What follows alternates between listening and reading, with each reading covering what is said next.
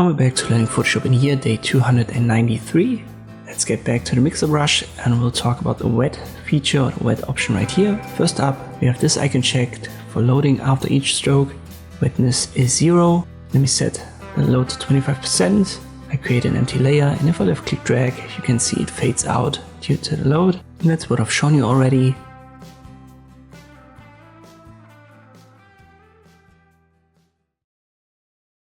But if I set the wetness to only 1%, and now I left click drag with the same load, we have way more color. And that's because it's kind of like a watercolor effect, where you not just have the color itself, you also have water added to it. And here in the end, it doesn't really fade out anymore. You could almost call it a thinning out. So it's a different behavior now. Let us get back to wetness of 0. You can see it again, it fades out pretty quickly. But that isn't even the most impactful effect of this wetness option. You also see a mix. When the wetness is 0, you can't adjust the mix anymore, so it's basically set to 0 as well. The moment you have a wetness of at least 1%, the mix option gets available. I'm going to talk about that in depth in the next video, what the mix does, but we can already see this with the default, or at least my default here of 90%. If I make the wetness 1% and I draw over my empty layer, we just have the red color. But if I switch to the black layer and I do it, it looks totally different. And that is because it now tries to blend the black color with the red color, and that's due to the wetness. I think you know that behavior from watercolor. When you paint over something with water, whatever color is in your brush is then mixed, and this is what the wetness does here. And if I make that 25%, there's not really a difference with black right here, but we'll go over that with the next example. Let me press Ctrl Z. We don't need our empty layer anymore.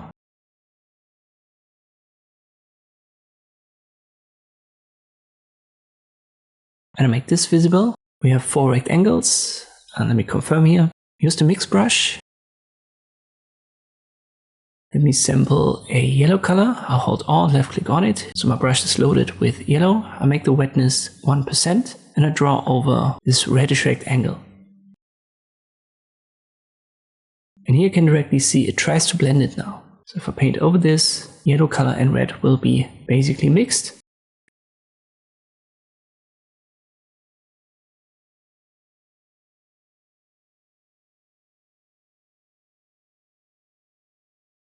We make that 25%, and now the mixing is just a little bit more intense.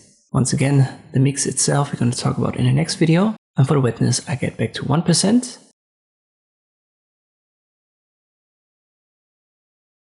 Let me load a different color, this blue here.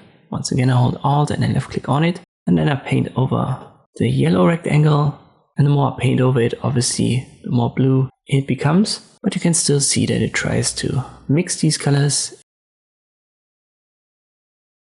If I make the wetness 0, there is no mix, only the fade in the end.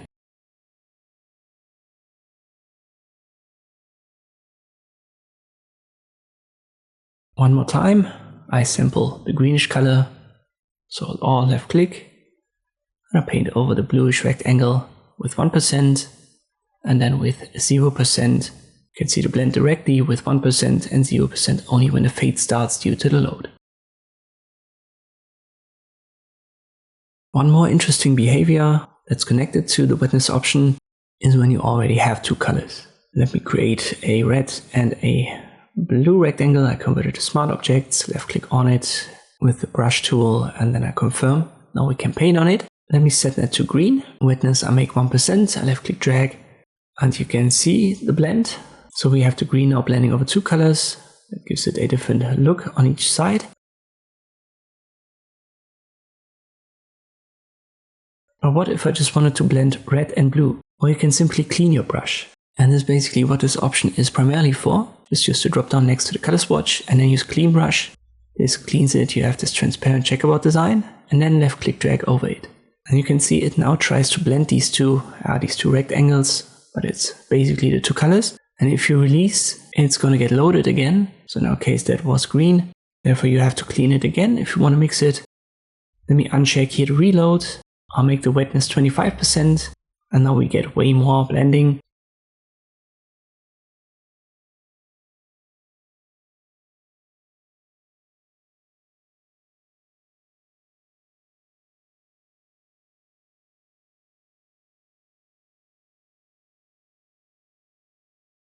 But be aware that it kind of loads a little bit once more here.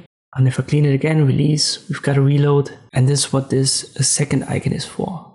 So here you can clean the brush after each stroke. So if you just want to mix two colors that already exist, make sure that this icon is highlighted. And then your brush will always be transparent and you can mix these two colors. And with the wetness, you adjust the intensity of this mix. So the higher you go, the more these two colors will be blended and mixed with each other. What happens when you set the value to 0? Well, absolutely nothing, because you're just trying to paint over with a transparent color. And this I can use the wetness option for the mix brush tool in Photoshop. Hope this video was helpful, thank you for watching, and I'll see you next time.